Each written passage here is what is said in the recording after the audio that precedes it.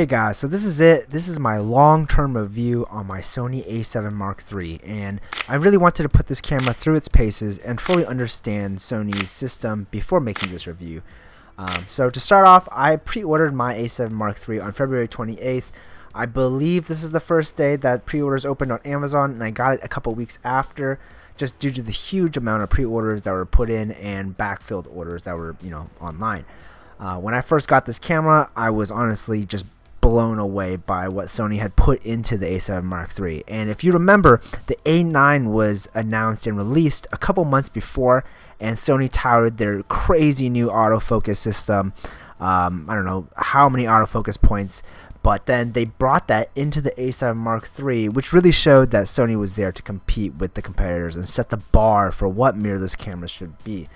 And the first two things I noticed was, number one, that back illuminated sensor does a fantastic job at low light shots, and also the IBIS system that many Sony users are familiar with, and this allows you to basically get shots that normally would be blurry or you would have hand jitters in photos and videos that just basically remove all of that.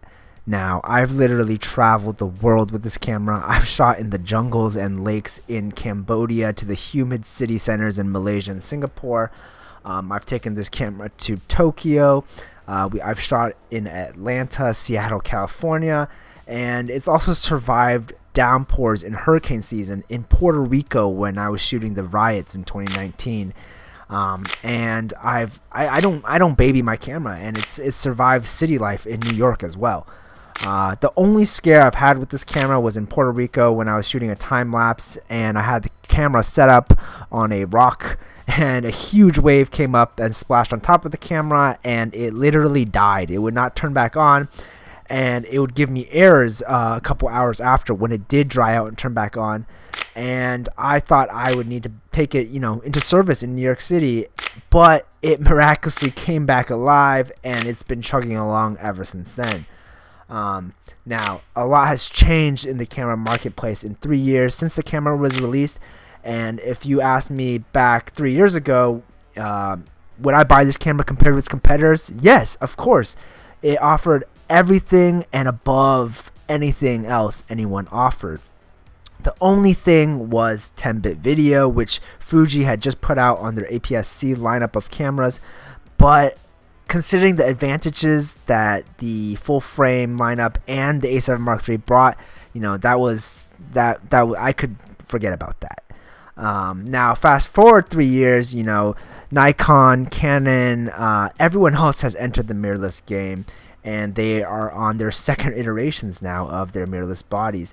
And I would say, if you're looking at the A7 Mark III, it still has its advantages. Number one, the eye autofocus is a godsend, especially if you're a portrait photographer or shooting at super low f-stops.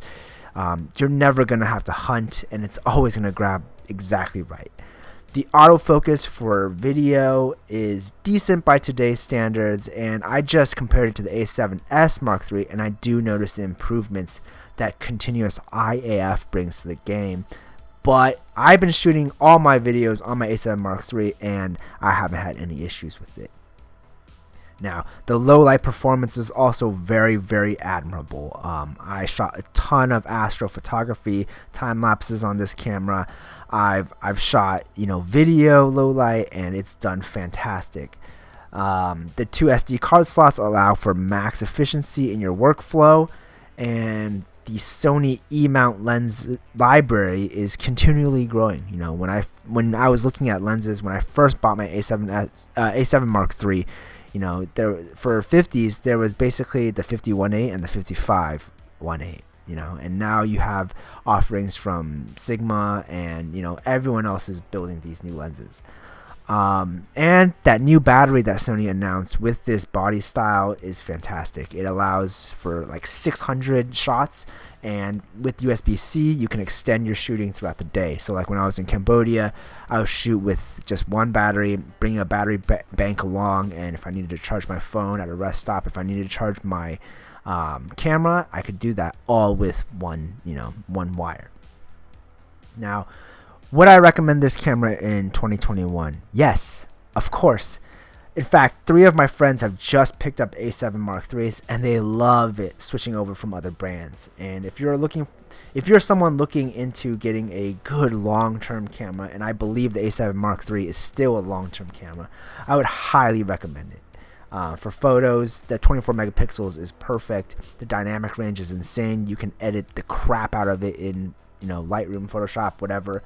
Now for videos, if you're nitpicky, you're gonna see issues and it's dated. For example, the A7Siii now has continuous IAF in video mode, and I do notice that helps a lot. So those are things all to consider if you're looking for this camera. But again, if you push it and you try hard, you're not gonna notice these things, and your viewers won't either. If you like this kind of stuff, please like and subscribe. Check my links in the bio for if you want to buy an A7 Mark III. And I'll see you guys next time.